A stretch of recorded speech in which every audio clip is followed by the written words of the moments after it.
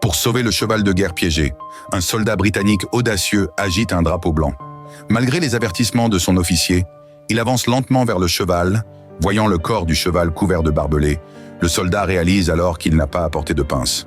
Au moment où il s'apprête à retourner chercher des outils, un soldat allemand apparaît soudain derrière lui.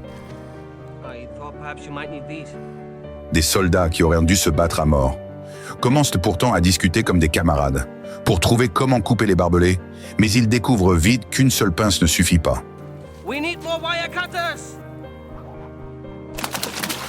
Les deux soldats discutent en travaillant et découpent ensemble le fil de fer. En peu de temps, ils réussissent à libérer le cheval. Mais la question de la propriété du cheval provoque un conflit.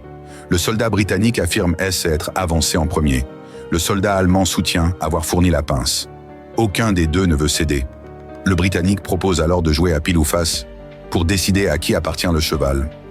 Finalement, le soldat britannique devine juste et remporte le cheval. Les deux hommes se serrent la main amicalement puis se séparent. Le soldat ramène ensuite le cheval vers la tranchée, mais le médecin militaire, pour ne pas gaspiller les médicaments, suggère de abattre directement.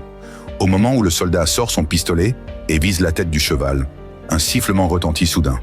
Le cheval relève aussitôt la tête et regarde vers la foule.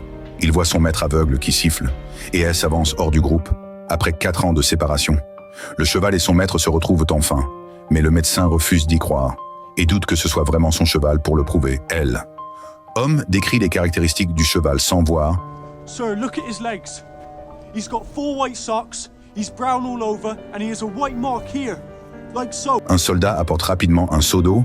Après avoir nettoyé les chevilles du cheval, il découvre qu'elles sont blanches. Le médecin incrédule sort son mouchoir et essuie la boue sur le front du cheval.